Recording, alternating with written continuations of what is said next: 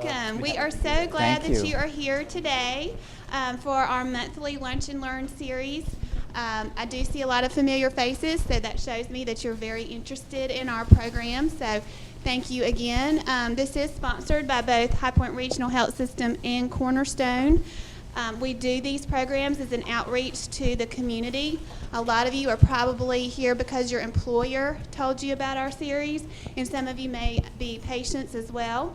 But nevertheless, we're glad that you're here. If you have any questions at the end, please do let us know. And again, we do these monthly, on a monthly basis. We will have a schedule coming out giving you the topics for the rest of the year, so we'll have that to you soon. And thank you for being here. I'm going to turn it over to Pam Goldberg. Thank you very much, Mary Beth. Again, I'd just like to add our thanks on behalf of Cornerstone Healthcare that you were able to join us today. And our goal here really is to provide you with information that is timely and helpful and something that you can literally use in your daily life to improve your quality of life. And I'm very pleased to say that I know for a fact, have had the pleasure of listening to Dr. Kirch do a presentation similar to this in the past, and I promise you that you will go away with some really good ideas to help make you feel a lot calmer about your day. Now, I don't know what happens after you leave here. We're not responsible for that, but we will give you the tools. I am extremely happy to have the opportunity to introduce Dr. Kirch to you folks today. He has been with Cornerstone how many years now, Dr. Kirch? It'll be 6 years in June. Yeah, it seems, yeah. And he is, I like to consider him kind of the Renaissance man of psychology because while he is here talking to us about stress today, he has a doctorate degree from the State University of New York at Binghamton, and he has, where most people have maybe a narrow group of special interests, he has an amazingly comprehensive list of special interests. And I'll just give you, I don't mean to read this list, but I'm just very impressed because if you have any kinds of questions, while today we are talking about stress, I'm sure that privately he would be happy to talk to you about some of these others. He provides psychological evaluation and individual and family therapy for children, adolescents, and adults, and his areas of specialization include behavioral medicine, the application of psychological principles and hypnosis for treatment of health problems such as nicotine addiction, obesity, chronic pain, sexual dysfunction, sleep disorders, cardiovascular disease, and hypertension, the assessment and treatment of anxiety or disorders, panic disorder, generalized anxiety disorder, phobias, trauma, and relationship therapy. So he truly is someone with just an incredible wealth of knowledge and a huge loyal patient base, and I would say we're very honored to have him share his expertise and advice with us this afternoon. Thank you for your attention. Well, welcome everybody. It's great to see you all here. I appreciate you coming today. And is everybody doing all right? Doing great. Okay, it's always nice to kind of eat and learn at the same time, relax a little bit hopefully. And we're going to take the next 45 to 50 minutes to talk about a little bit about behavioral medicine and what it can offer in terms of stress management. This is our group, and that's not comprehensive. We're growing so rapidly. It's just amazing to me how we started out over, well, actually Tom Thompson, the guy in the back, the tall guy, started this whole outfit on Phillips Avenue with Cornerstone Family Practice in a little room with no windows, about 10 by 10. And he's grown it into this. So I'd like us all to give a hand for Dr. Tom Thompson. I joined New York, that's my home state, and have been with Cornerstone Behavioral Medicine ever since, and it's the best job I've ever had. So, thank you. Yeah. Here's our new building, and it was nice to get a picture of it before all the cars started moving in. Now it's hard to get a picture of it unless you go there at night, and even then there's a couple of straggler cars there, but that's our new building, and it shows where our office suite is on this floor. And it takes a while to get used to know which floor we're on because there's one down below, right? When I hit the elevator button, a lot of times I was making that mistake. Okay, today we're going to be talking about an interesting concept called monkey brain. Has anybody heard of that before? Okay, and the first time I ever read about it, I was reading something in the area of Zen meditation, and some of the monks would describe it as being the chattering monkey. Okay, the thing that goes on in there. And I had fun on Google Images. That's one of my favorite places to go to pirate pictures and things like that for a PowerPoint presentation like this. And you know, it's pretty scary how easy it is to get pictures. Okay, there's one. And I don't know what happened, but some of the print's missing, but you can figure that one out, right? Okay. Some of these pictures are adorable, aren't they? This is a cartoon that while we're on monkeys, enjoy this one. Okay. Man is the only animal that laughs and weeps, for he is the only animal that is struck by the difference between what things are and what they ought to be. I like this one. This really makes a lot of sense because, in our lives, so much can happen that is unexpected. Okay? You never know what's coming around the corner. And sometimes when we think everything's going okay, it's not really so. And I'm sure each person in here has a story they can tell about that. So we're going to be talking a lot about how things are and how we would prefer them to be in terms of contributing to stress. I love this picture. This is a photographer who grew up in the United States but moved to India. And he does nature photography and some modeling photography. But I think this is a very clever photograph that he doctored up himself. And of course it shows an image of himself meditating, while all of these facsimiles of himself are shouting things to him or engaged in various postures of despair or incrimination or criticism or guilt. And this is basically the image that one might come up with when we think of monkey brain. We're attempting or trying to relax, trying to go to sleep, whatever it might be, but there's something going on that might activate us instead of allow us to feel a sense of peace or tranquility. How can you tell if you have monkey brain syndrome? It's kind of a layperson's diagnosis, of course, but if you look at the Diagnostic and Statistical Manual, we have specifics in terms of patterns of symptoms that might go along with this. But here we talk about what are some of the things, and I imagine each and every one of us can recognize at least some of these things in ourselves or in others we know and love. Does anybody have a chronic worrier in their family? My grandma was a chronic worrier. And we would always talk about that because anything that happened, of course, was going to be a tragic outcome or something fatalistic, I remember my brother falling down the steps at age 2 when he thought my parents had come when we were staying overnight at my grandmother's, and he got a cut on his chin, and of course she was just going haywire. And so the reaction to some of the things that happen in life is an important thing to consider. So if we look at each one of these things, it's important to recognize that these are real life occurrences. And I would say in my work, when I work with patients who come in to see me one-on-one or in family situations, at least some of these are prevalent in almost everyone who walks through the door. I can't relax no matter how hard I try. We're going to talk about that word try in a little while. That 3-letter word has a lot of connotations to it that I think would be very helpful for everybody in here to be more aware of. These are the common anxiety disorders that we work with in behavioral medicine. And as Pam read off all of those things that I work with, it sounds like a huge list, but it really all boils down to some simple things, okay? Because what I'm hoping you all leave here today with is new armament or weaponry against stress, okay? And I do practice what I preach. I try not to be the large-bellied doctor telling his patients to lose weight.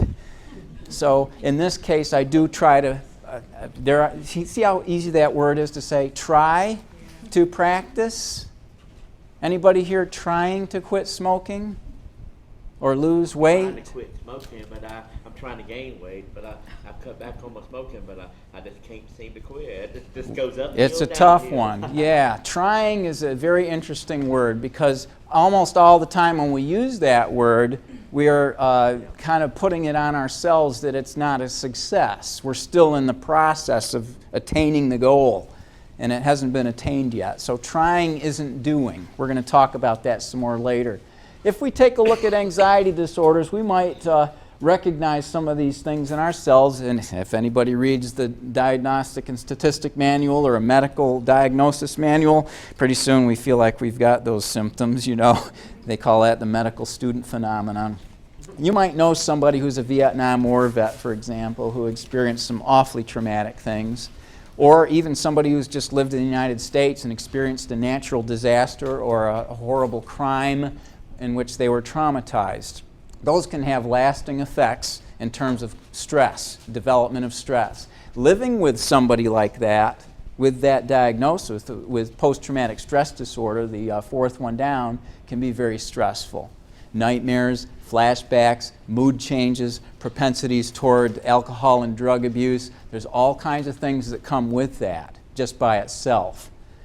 Chronic worry is something we describe in individuals who can't seem to turn off the monkey brain. Okay? Chronic worry is a replay of thoughts or just a general feeling of trepidation about something bad happening in life.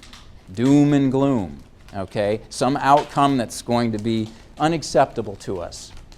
So I'm not going to spend an awful lot of time on these, but this is just more in the essence of if a person does have issues, these are some of the things that we use to describe patterns of symptoms under the big overarching anxiety disorders description. Okay?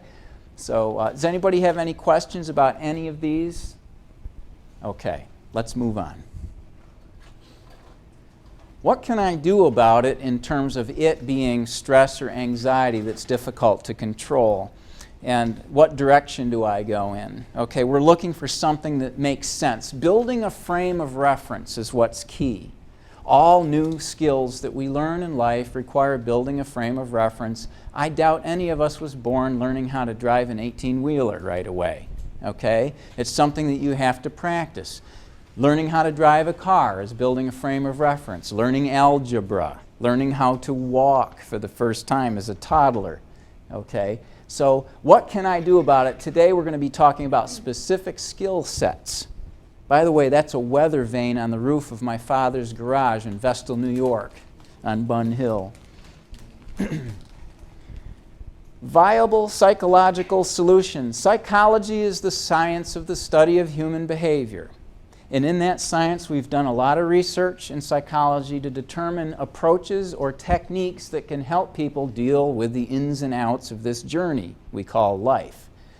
If we look at these things, for example, relaxation training, none of these are new. Do you know we've learned from research done on Tibetan monks, for example? Herbert Benson, the famous cardiologist who's still alive and lives up in Massachusetts, he's in his late 70s or early 80s now, he went over to the Far East and did research using biofeedback equipment on monks of the Tibetan order. Why did he choose them? Does anybody here know?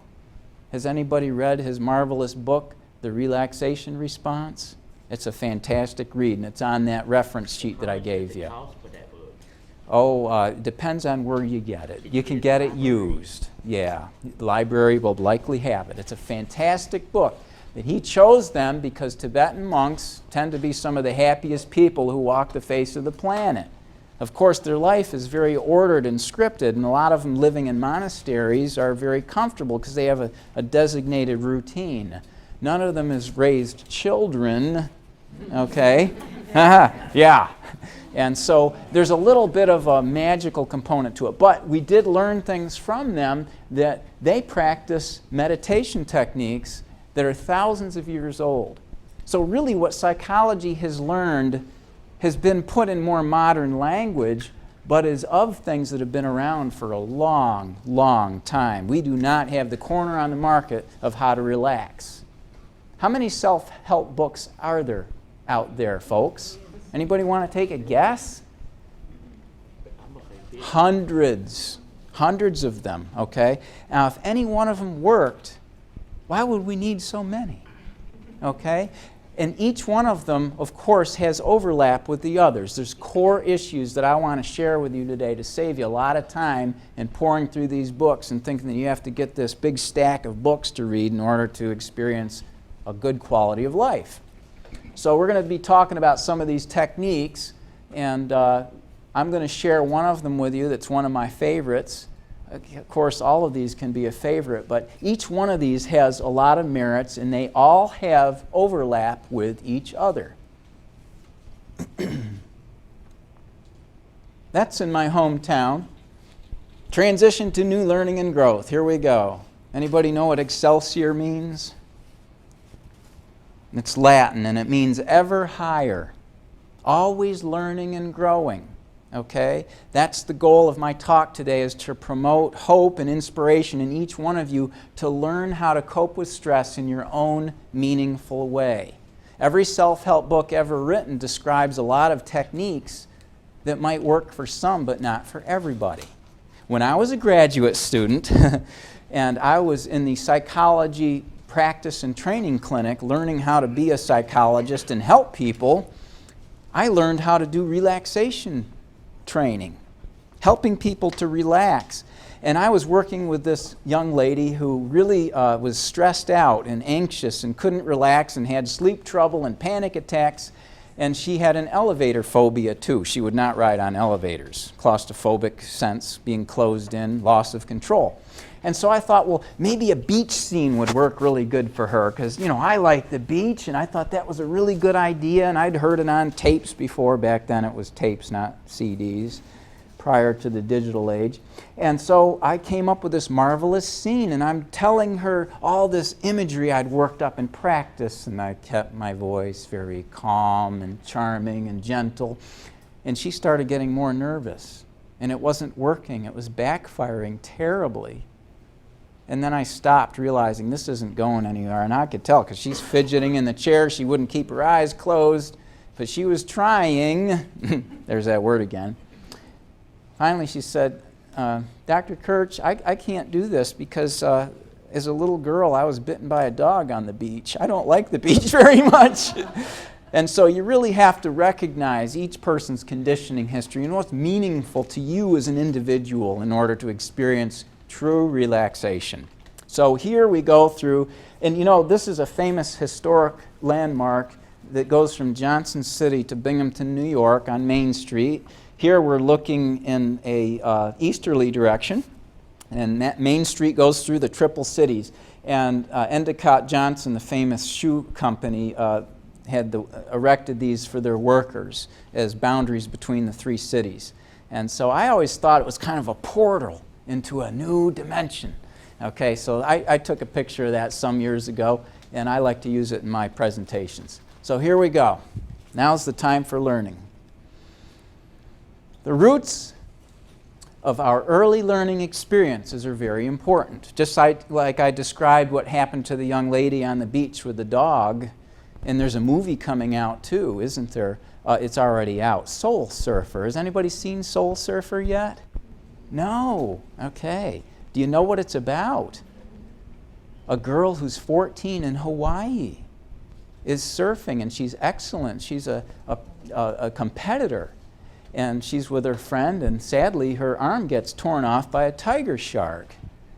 And she goes through a really tough time getting back on that board, but she decides to do that. Where another person might have given up, she persevered. And that's the kind of folks I'm interested in studying to learn about resilience, being adaptive, and overcoming hardship, okay? The guy who loses his leg and 6 months later he's running a marathon with his prosthetic device. Now there is a story I'm really interested in, just as I'm interested in those who go the other way and tend to experience those kind of traumas or stressors as devastating, okay? So our early learning experiences are very important. Family of origin, how our parents raised us. You know, we all speak English, right? And yet, each family has its own language. Have you ever considered that? How we communicate? When I do an interview and I ask about family of origin, I often ask, what was mom and dad like? How did they treat you growing up? Oh, mom was the most loving and nurturing mom you could ever imagine, but dad was an alcoholic and he'd come home with unpredictable rages, and you know, all of these kind of things have influence on us because we either tend to try to run away from that or fix it or just be neutral or something all over the place. So family of origin issues are very important to be aware of, because what we've learned may not necessarily be working for us as an adult that did work for us as a child. This is my elementary school in Binghamton, New York. That's my hometown, and that's the western entrance. In talking about early learning experiences, I remember a fellow classmate, a very pretty young lady who had curly blonde hair, and it's my 35th high school reunion coming up August 6th this year, so I'm kind of excited about that, and I might be seeing her again. But something happened to this young lady right in front of that door that was very embarrassing socially for her. And these kind of experiences can have an impact on our ability to cope with stress too, because she sneezed on a cold winter day, and the poor thing, a 2-foot-long snot came out of her nose and hung there, okay? And she's like this. What do I do? You know, she just didn't know what to do. And this little sweet girl came up to her, and she was the daughter of the captain of the fire department, and she was a delightful young lady, came up with this tiny little Kleenex, you know, and you know, handed it to her, and I remember she finally got rid of the thing. But it happened 2 more times after that. This poor girl had some kind of a sinus condition, and if she sneezed, invariably she was going to have this big embarrassing thing launch out of her nostril, okay? And so I wonder if she remembers that. I don't think I'll bring it up at the reunion. Yeah, exactly. But it does make me think of how things, and all of us can relate to this, you know, at some point in our life, you know, haven't you ever been on your first date and you start laughing and a fart sneaks out or something, you know? And as we get older, that's a little difficult to control, okay? Yeah, okay? And of course, all that pressure building up in there, you know. So early experiences, social embarrassment can be part of this too, okay? All of us can relate. Everybody in here passes gas. You can't fool me, all right? That reminds you of a church too, ain't you, Dr.? Yeah, it They does. do have churches up there, don't they? Sure. Now, I just put this in there as a joke because that's the same picture I showed you before about the early learning experiences. This is a piece of driftwood on my dad's property. Can you see what I'm pointing out here? Do you see the hand? I'm trying to say that this is the mouth, and here's the hand coming up, and it looks like the root is in pain from a root canal. And this just has to do with anything. How about medical office visits? Does anybody like going to the doctor and having their blood drawn? I worked with a young lady who wants to be a nurse, but she has a blood phobia. What do we do about that? Okay? How do we help this person overcome passing out at the sight of blood? And one of my buddies had a blood phobia too, and he's a phys ed instructor, and he's a bodybuilder. Guy's huge. He weighs about 220. He can bench 300 for like 15 reps, you know. Real powerful guy. But he drops like a sack of potatoes at the sight of blood. It's really funny. All right. This is all of the research and books written on stress management boiled down into 3 boundary conditions, folks. If you forget everything I've talked about, but remember this, you've got to start. Okay? So when we talk about managing stress, the 3 essentials for de-stressing include calming the mind, slowing breathing, respiration, and relaxing the muscles. Anybody know how many muscles are in the human body? Anybody want to take a guess? Don't remember that from high school, huh? All right, 600. It's a lot of muscles to keep track of, isn't it? You know, you'll see the person sitting at the desk, you know, and their foot's going like this. Okay? Or their shoulders are up here. Does anybody have back pain, neck pain? How about TMJ? Clenching the jaws until the teeth break sometimes, sadly, okay? Folks come in with all these kinds of things going on, all right? They have stress in parts of their body, tremors and shakes, and sometimes even seizures that they can't find a cause for. And psychology is often the last stop, because if they can't find a medical reason, well, there must be something psychological. It's functional, you know, it's happening in your head. It's all in your head. And they come in feeling like there's something wrong with them, but it's not, because it all makes sense. Behavioral medicine is the study of how our psychological state impacts our behavior. So if we are aware of these three things, all we have to do is know what we do in each one of these to make de-stressing possible. Which one do you think is the most important, folks? Anybody want to take a guess? Calming the mind. You got it. Number one is number one. Okay? Now we get into how do we do this. Oh, that's a plate in my dad's house. You guys know this one? Yesterday's history, tomorrow's a mystery, today is a gift. That's why we call it the present. Now I'm going into the mind calming component, okay? This is my introduction into one of my favorite approaches to relaxation that covers all three of these boundary conditions, namely mindfulness practices. Who's heard of mindfulness? Mindfulness practices? Okay. These have evolved out of all kinds of different religions and philosophies over the centuries that have to do with meditation, calming the mind, anchoring the mind. How do we do that? Well, it's really quite simple, folks. And I'm going to share that with you today because if you know mindfulness techniques, you are on your leg to excellent relaxation practices. And the present is what's important because you know what? The reality of all of our existing is right now, in this moment. Did you hear that snap? Where did it go? Now is continuing to unfold, isn't it? We don't think about that too often. Nor do we think about gravity too often. We kind of take that for granted, or that we're spinning around the sun on this little billiard ball at a tremendous speed. Okay? We can't feel it. The earth is turning, and it's tilting like this seasonally, right? And it's going around the sun. I don't feel anything, do you? But we're all okay, aren't we? If we only knew, right? When's the asteroid going to hit, folks? Okay? There's all kinds of things we can think about when we think outside of the box. But what's important is the present right now. Okay? Yesterday's history, tomorrow's a mystery. What's happened before can teach us a lot of things. Lessons are repeated until we learn them, right? Okay? But tomorrow is a mystery. We don't know. I don't even know what I'm going to be saying in 2 minutes, folks. I don't. Do you know what position your body is going to be in 2 or 3 minutes from now? Probably not. We can't predict what's going to be happening minutes ahead, let alone next week. Okay? I might not have been here today. Personal little quick story, and sometimes things happen like this, but I went out for a run yesterday morning.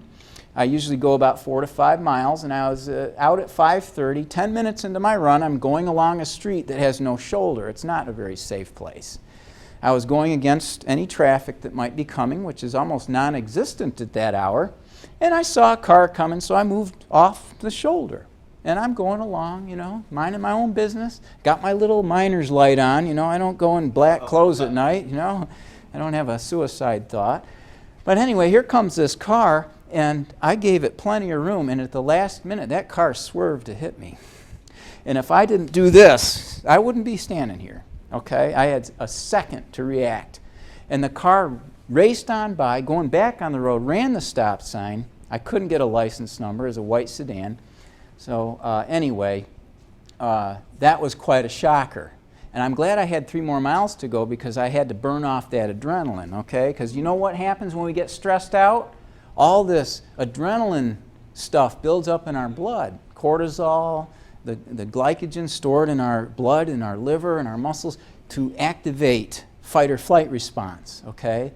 And as I was already running, it was a good outlet to continue. I picked up my pace. I did a faster run than usual, wanting to get home. So I'm glad to be here, folks. And I'm sure all of you have similar stories to tell, or most of you have had near-death experiences, or maybe even have been hospitalized and lucky to be alive. Think about folks like Christopher Reeves, you know, and the things that can happen in life that are unexpected. So today is a gift. Do not take it for granted. In this present moment, we have the most capacity for change and learning and growing. So that's what I'm going to start with. The circle of liberation, if you'll please refer to your handout that is of the circle. It looks like a clock. This is in the realm of mindfulness practices, and mindfulness is defined as bringing our mind into the present moment, based on what the plate just said. The gift of the present is right now. What can we do with this moment? And I will offer to you all that in this moment, we all have perfect peace. Okay? Unless something is on your mind, the chattering monkey, that's saying things that are very awful or bad or fatalistic, right now your mind could be at peace. And so we're going to experience a little peace in here, and we're not going to try to experience it. We're going to allow ourselves to experience. For a moment, if you'll please humor me, put your hands together like this. And I'd like each of you now to concentrate on your hands and pretend that your hands are welding together, that it's really hard to tell the difference between which finger is which, and that your palms and your hands are turning into a perfectly chiseled Michelangelo-style piece of sculpture. Your hands are marble. Now what I'd like you to try to do is to pull your hands apart, and the harder you try, the more they weld together. Feel the muscles and how when you're trying this exertion in your shoulders, your wrists, and you might even start to shake a little bit, you see, okay? Trying to pull your hands apart is different than allowing your hands to pull apart. When you allow, it occurs. Trying is an unresolved exertion. I'm trying to stop chewing my fingernails. I'm trying to stop smoking, lose weight, using cuss words, okay? I'm trying to stop emitting loud gas in public places, but it's a bad habit. My grandfather used to clear his throat, but it just didn't cover it up, you know? So this is about trying, this is about allowing. We cannot try to relax, folks. Trying is an exertion. It always is. It's an effort. Allowing takes those barriers of effort away. It's about a letting go. Letting go of all things. Calming the mind has to do with this type of practice. And this gives you a protocol. It gives you a drill. It gives you a sequence of steps. Has anybody ever seen anything like this before at first glance? Okay, good. And if you're being kind because you're highly educated in this area, please bear with me. I appreciate your patience. If we look at the circle of liberation, isn't that an interesting name? What does liberation mean? To be free, okay? To feel a sense of disemburdenment, to move toward enlightenment or self-actualization even, okay? People practicing this simple exercise, and I shouldn't call it an exercise because that implies exertion too, doesn't it? That's why I use protocol or sequence, okay, or practice. What we're doing is learning to pay more attention to how our mind is working. This gives us a frame of reference for dealing with the monkey brain, the chattering monkey. Let's look at 12 o'clock. If you'll refer to your picture, the next slide has the picture on it, and it might be easier just to focus on that. I like learning by pictures more than by reading a bunch of stuff, so I'm going to go with this. I'm going to describe it for you that focus is what we would like ourselves to be aware of. If we have monkey brain that's getting us moving in a direction of stress, what shall we focus on in order to feel a sense of peace, moving toward peace, especially like maybe when you want to go to sleep at night, okay? Or during the day when you're feeling stressed out. I work with folks who are so afraid to go to work, they get upset to their stomach and they vomit or have diarrhea. And that's really unpleasant because I always feel badly because I love my job so much. I even feel a little guilty because I get to come here and talk to wonderful people throughout the day and do my best to help them. And when they come in and say, well, I work in this customer service center, there's a buzz phrase, okay, and you know, all the micromanagement and all of the things that they have to live up to there, I don't know if I could do that job, even with what I know. So I really admire these folks when they come in and say, I'm throwing up, I can't go to sleep, I'm shaking, I could thread a sewing machine while it's running, you know, before I go into work. So focus is what we're going to be talking about. What are we paying attention to? Focus could be anything at all. Focus could be looking at a candle flame. Focus could be what we're supposed to be concentrating on. How about ADHD, folks? Anybody here have ADD? I do. You can probably tell by now. Presentation last month. Oh, was it? Dr. Anderson Oh, great. Oh, I would have loved to have seen that one. Okay.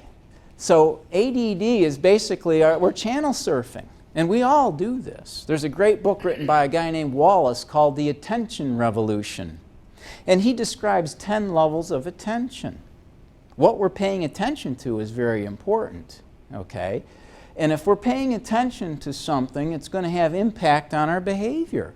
What we're paying attention to and what we're thinking about at the given time, okay? So for kids who have ADD in a classroom, or adults do at work or whatever it might be, distraction is the main difficulty, right? We're supposed to be focusing on one thing, but then we get distracted by something else. How about during an exam? Do you ever remember those days? Maybe in college if you went and people around you are chewing gum loudly and snapping and popping. I did a cartoon on that once and ended up the gum chewer had a textbook shoved in her mouth. And you know, it's just one of those pet peeves. It can be. It can run all over you. So what do you do about this? What are you focusing on? For this particular protocol, I'm going to choose breathing because we have to breathe. And that is one of the 3 essentials, isn't it, for relaxation that I pointed out before. And so focusing requires here that we're going to develop a focus on breathing. Breathing in particular, well, what do we focus on in terms of breathing? Supposedly, the Buddha focused on the tip of his nose. That's what history records, that on the tip of his nose, when he would breathe out and breathe in, he could feel that exchange right here. Sounds so boring, doesn't it? I mean, can't there be something more exciting to this than just focusing on breathing? But that's the problem with our culture. We're socialized to have bombardment of stimuli, and when that's shut off, think of kids in video games, when that's shut off, we have a lot of trouble relaxing because we get bored. My brain isn't being fed anything now, so it feeds itself, right? Oh, that bill that came as a surprise, the water heater broke and I got to replace that, and you know, Johnny's got ADD and he's flunking out of 2nd grade, and all of these kind of things come in and we're not relaxed anymore. So focus has to do, what are we paying attention to? Because we don't want our focus to be changed, because what happens is if we're trying to pay attention, there it is again, see how automatic that is? Please catch that word. When we're allowing ourselves to pay attention to something, we don't want something distracting us to become the new focus, do we? And we don't want that happening constantly. We don't want to be shifting from 12 to 3 o'clock on this thing constantly. So if you're supposed to be focusing on maybe paying some bills, and then you hear the dryer buzzer go off, maybe it's good, you can wait a few minutes, maybe finish the bills first and then go to the dryer. Otherwise, the dryer is going to become the new distraction. And then, of course, when on the way to the dryer, you see the kids' candy wrappers on the coffee table and you go throw them away, and pretty soon nothing's getting done. Anybody relate to this? Yeah? Yeah, mother's work is never done. And some guys, you know, they do game up, and that's good. Glad you raised your hand. You're not alone. All right, focus. Paying attention. Focus on breathing. I'd like you to put your hand over your belly button, right or left, it doesn't matter. And I'd like you to pretend that underneath of your hand there's a balloon. You can close your eyes if it's easier, because I'm going to talk you through this sequence now. And this is an excellent technique for relaxation. We're going to combine breathing, mind calming, and muscle relaxation in one technique. With your right hand over your tummy, I'd like you to breathe in through your nose, easily and comfortably, and let that hand rise, allowing the balloon to inflate under your hand, not forcing it. Pause for a moment, and then exhale slowly and comfortably. And when you get into a comfortable rhythm, allow yourself to focus on breathing. Cool as you breathe in, warm as you breathe out, becoming aware of the sensations in the nasal passages in particular. Notice what it feels like to have your attention on breathing, the sensations of breathing most meaningful to you. Whether it's the cool as you breathe in and the warm as you breathe out in the nasal passages, or it's the rise and fall of your hand as the diaphragm membrane operates your breathing apparatus rhythmically, comfortably, and easily. allowing the muscles of your shoulders to relax. You might notice that when you breathe out, the exhale and letting go of air can allow your muscles to relax just a little bit more. In particular, you might pay attention to the muscles of your forehead right now and let them smoothen and loosen.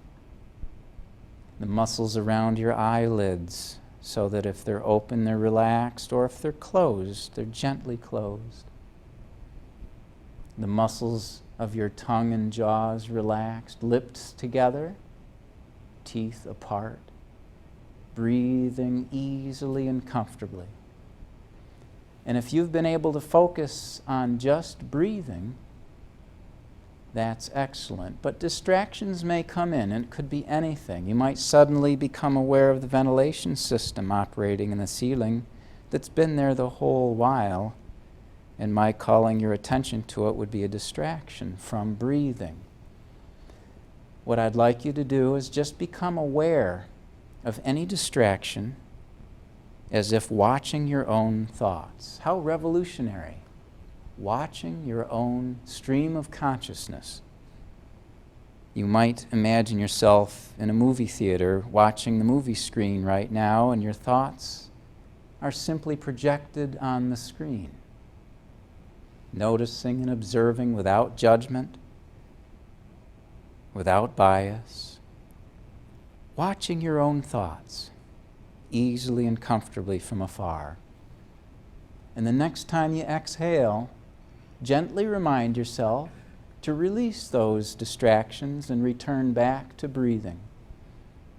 Repeating this cycle as often as necessary, doing so gently and comfortably without any criticism.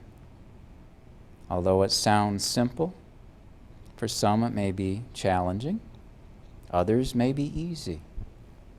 But to repeat the circle allows the brain to train itself to detach from the monkey brain, those intrusive thoughts. And if the distraction doesn't readily go away, as those songs that can stick in our head sometimes, simply become aware of them and soften them by breathing out, that the breathing is the anchor, that's the focus.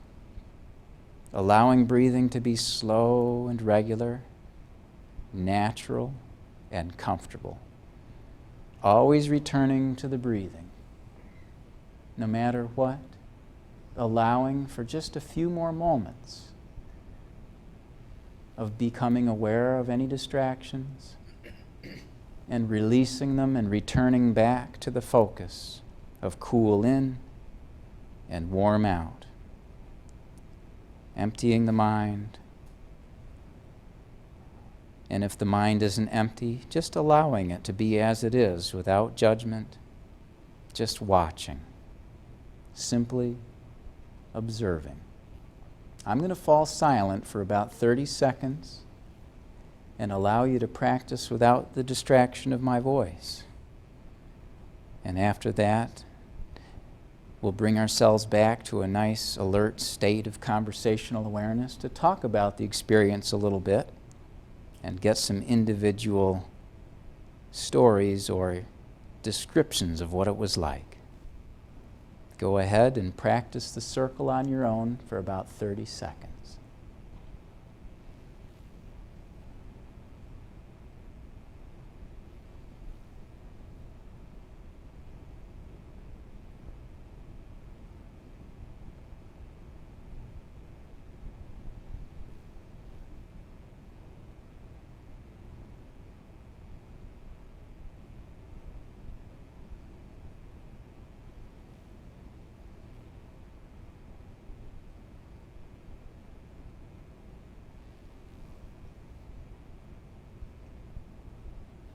At this time, I'm going to count from 3 to 1, and when I reach the number 1, I'd like you all to take a deep, refreshing breath and slowly open your eyes and regain an alert state of conscious conversation. 3, 2, and 1. Deep, refreshing breath. slowly opening your eyes. And I'd like a couple of volunteers to just offer what their experience was like, in particular if this was their first time doing anything like this. Please, anybody'd like to give me a little bit of a summary of what their experience was like? I did this before when I was in mental health. I went to mental health in Rockingham County, and I did that. My therapist always gets me to breathe in, breathe out, breathe in. I can't take my breath away, but I just breathe in, breathe out. He lets me do that all the time. So, Okay, so good. And has it helped?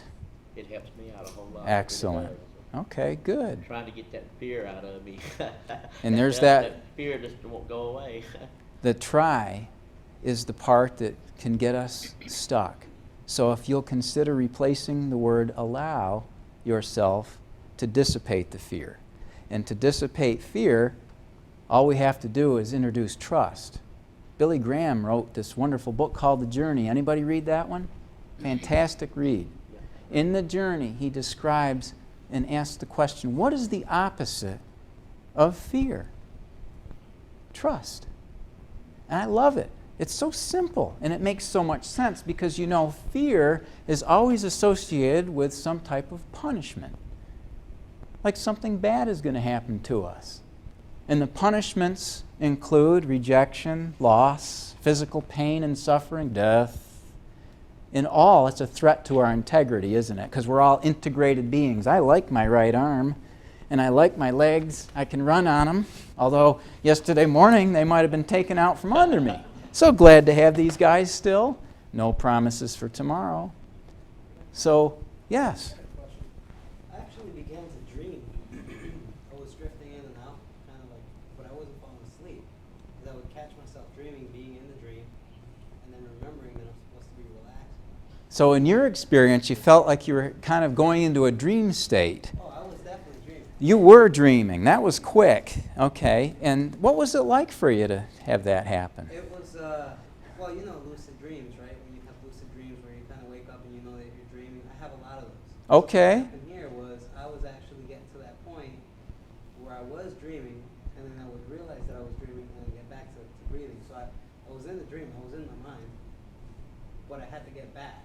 Okay. So it was kind of odd. That was odd. And what you're describing, he said he was dreaming, and lucid dreaming, which is described in that book that I mentioned, The Attention Revolution, as an advanced skill for folks to practice. And if you want to experience lucid dreaming, the way to do that is to suggest to yourself before you go to sleep, I would like to be aware of my dreams tonight, and I would like to have a conscious connection to that experience.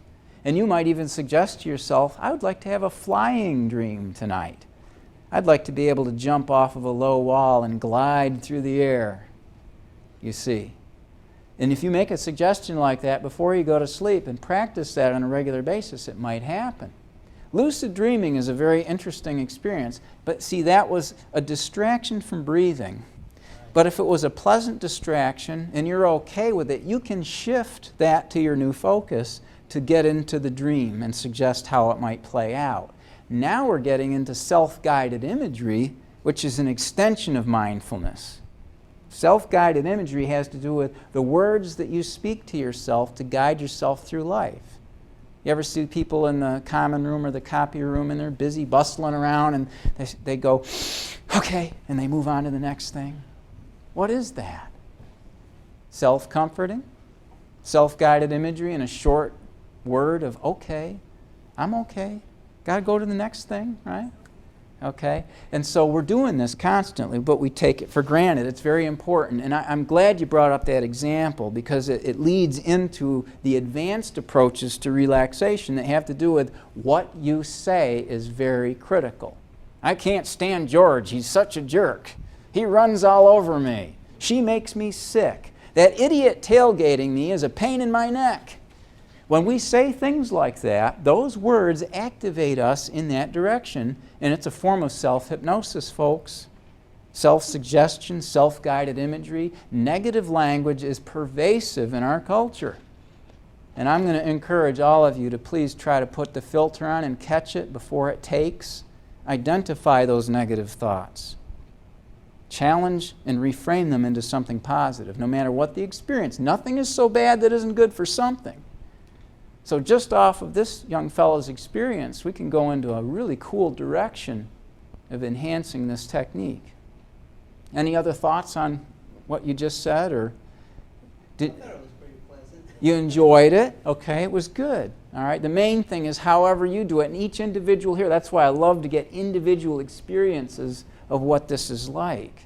Because some people tell me, well, Dr. Kirch, I didn't like it one bit because, you know, when I was a kid and I tried to relax, or I relaxed on the couch, my dad had come home drunk and ripped me off the couch and thrown me against the wall.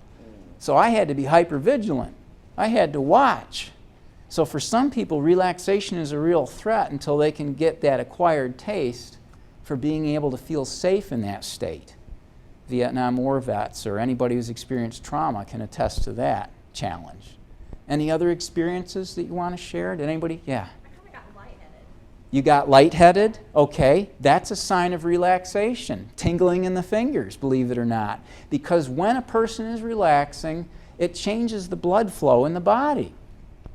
And you know what? You can warm your extremities. The blood kind of evenly distributes itself more so through the body. Because when we're stressed, it tends to go toward the core. Okay? Muscles that are activated that we're not even thinking about. But when we relax, it actually dilates the blood vessels. We can warm our extremities. The Tibetan monks did a really neat challenge where they would meditate and have a competition about who could dry a wet sheet overnight first and melt snow around them in a circle from radiating body heat through meditation. Okay? They could keep themselves warm under very cold conditions by whisper breathing. You can learn that in yoga. It sounds like a prank phone call. You're going...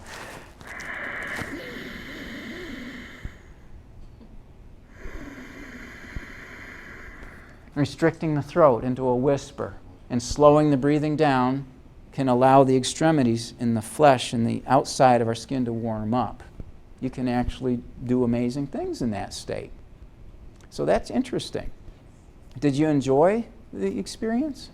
Started worried about it. Well, if that was normal or not. So that kind of it's, defeated the purpose. and you know what? In a session with a client, I would go into a lot more rationale and detail before just doing a technique, okay? Because I actually did you all a disservice, as I should have told you.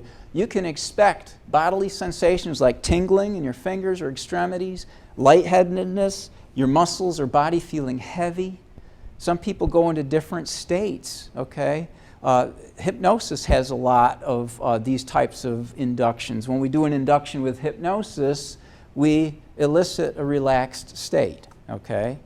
And let me tell you something, hypnosis is not done to people. All hypnosis is self-hypnosis. There is no hypnotherapist or hypnotist, even on stage, who does it to somebody. The person receiving the suggestions is willing to receive the suggestions, because I could tell you to flap your arms like a chicken and you can say, Dr. Kirch, you know, get out of here. You don't have to do that, okay?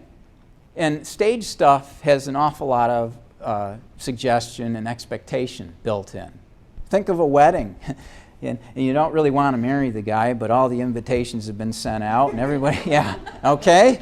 And who's going to say, no, I don't want to marry this guy, you know? And that happens a lot because we get into an expectancy set. You're up on stage and there's 300 people looking at you and the guy's telling you to flap your arms like a chicken. What are you going to do? Well, if you're a really strong-willed person, you say, you know what? I'm not going to do this. But how many strong-willed people are going to go up on stage and volunteer for that anyway? Okay? So you're going to do what you want to do up there under the guise of hypnosis because it gives you permission to go, you know? It's silly, okay? But, hey, I just did it. Yeah? Go ahead, talk about me. I don't care. I don't have anything to hide. Any other experiences? Okay. I'm hoping that that provided you an interesting introduction to the possibilities of relaxation, each person doing it differently. This is only one of many approaches, but the idea is that focus can be anything you want. Again, you can look at a coin or a candle. You can use noises or sounds. Mindfulness is bringing your awareness into the present moment. Okay? Some of you have your fingers interlaced right now. How does that feel? And just by my calling attention to it, that's something you might not have thought about. Oh, back to the ventilation system, okay? Or how about me just standing up here smiling and looking at you? Or how does it feel to have your earrings in today, or the glasses on the bridge of your nose? To get mindful, people in church often are uncomfortable and nervous, so they sit in the back. You know, they don't like all those eyeballs boring down their back, you know, judging them, because a lot of folks are self-conscious about how they look or whatever. I had one woman who was so nervous in church, and I encouraged her to sit in the front row and practice mindfulness. So she focused on the flowers, the lilies, the Easter lilies in particular. This was about a year ago, and she felt very comforted by doing that. Okay? Visual, hearing, touch. Those are the three things that you can use. If you want to practice this in a fun way, identify 5 things that you can see in the room around you if you're feeling stressed out. Okay? Identify 5 things that you can hear and 5 things that your body is in contact with, and pretty soon you'll be in the present moment. And everything else can drift away for a little while. The distraction of the monkey brain can sort of go over here. You know it's there. Did you ever hear the difference between men and women? That men's minds are like waffles and women's are like spaghetti? Anybody getting hungry? No, you've just eaten. All right. The idea is that men are socialized to compartmentalize their thoughts. Okay? Mars and Venus was based on this, the book series, okay? And this had to do with that women tend to be more able to multitask and think about a lot of things at once. You know, the guy's oblivious at the grocery store when the little kid's running out in the parking lot, and mom's, you know. And a lot of times it's because guys are just thinking about their little compartments where, you know, it's very adaptive, of course, to be multi-aware. Okay, that's a very generalized way of describing genders, but it's interesting how we think and how it impacts our behavior that way. Okay? And so you can focus on 5 things to bring yourself to the center, or just one thing. If you're having trouble with one thing, experiment with something else. Okay? Some people can practice meditation and mindfulness while they're walking or running. You don't have to hold still and, you know, do this stuff, okay? You can sit in a chair. You don't have to assume these weird postures. You don't have to put your ankles behind your head. That would be an ER visit. Okay? Yoga. Okay? Any questions on the circle of liberation practice? Okay. A young man came into my office and he had a shirt on, and I love it when people come in because they always gift wrap these wonderful things for me. And on his shirt, down here, under a wrinkle, there was some letters. And I said, could you straighten that up? Because I'm trying to read what it says. And he's straightening it up. And he's in a wheelchair. And he had to do this. And it says, liberation is not deliverance. Huh? I love it. And, I said, I really like it. His mother was there and we're talking about it. And she said, well, what do you think it means? Does anybody have an idea? Liberation is not deliverance. Think of the United States during the revolution against Great Britain. Right? We wanted liberty, freedom. Give me liberty or give me death. Just because we supposedly liberated ourselves, were we delivered from stress? No, there's an ongoing responsibility to maintain liberty, and it's not free, is it? We have to work for it. Just like in a marital relationship or any type of relationship, we have to work at it. It's a constant learning and growing experience. There's a couple letters cut off. This was my first attempt at airbrushing. I like turtles a lot because they live a long time and they're really cool. They swim and go about slowly in life.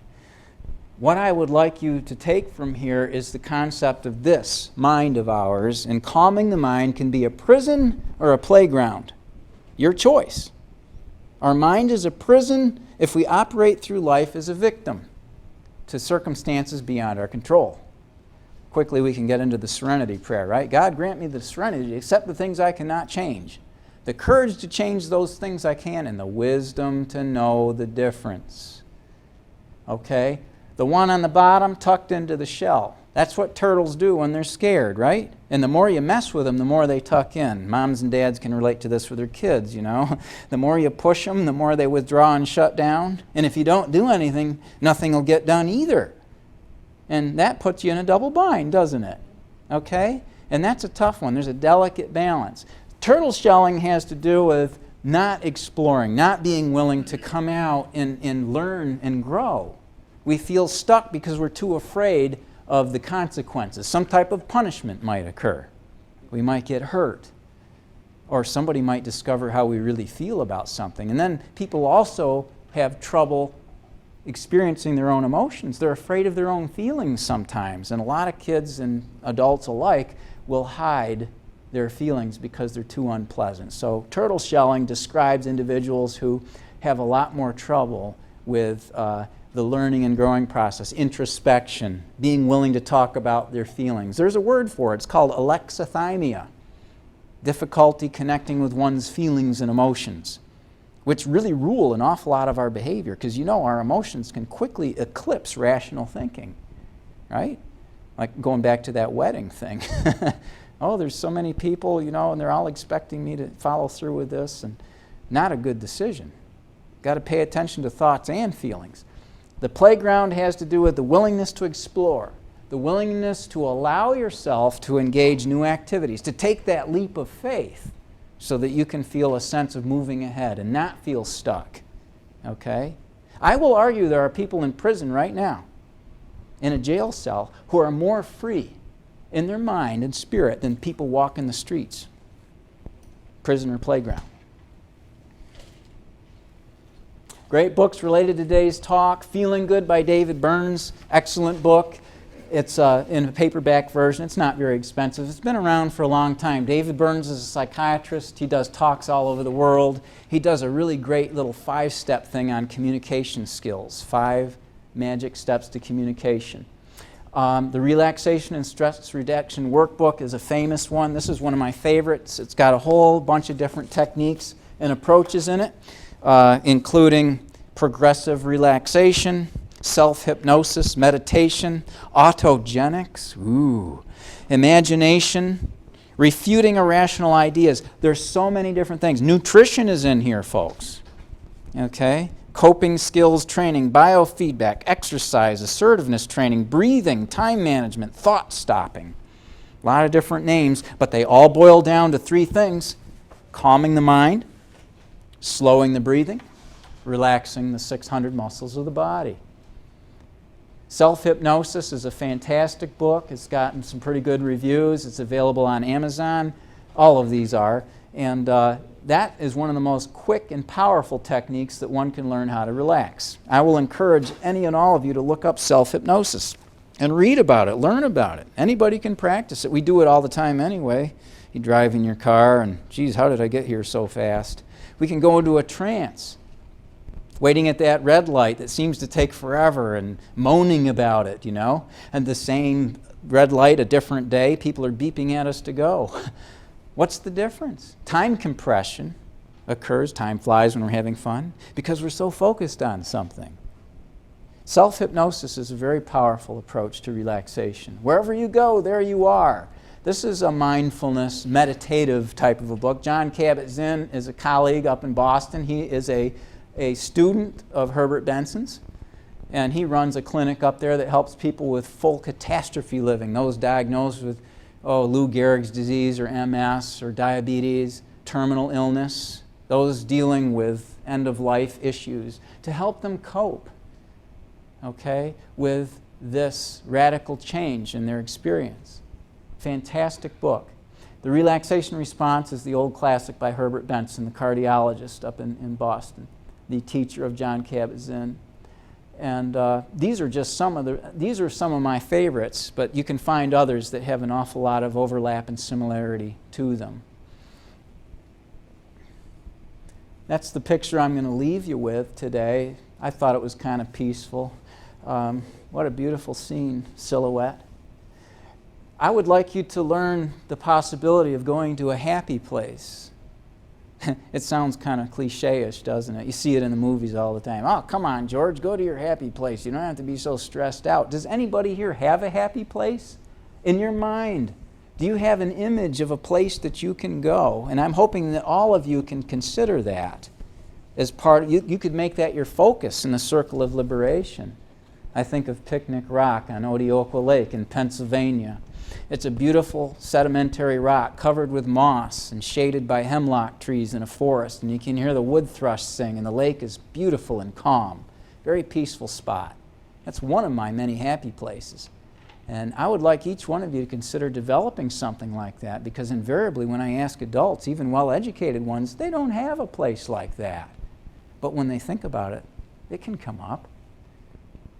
Are there any questions from anybody? That's a beautiful sunrise or sunset on the beautiful. It just reminds me of the beach right there, don't it? Yes, absolutely.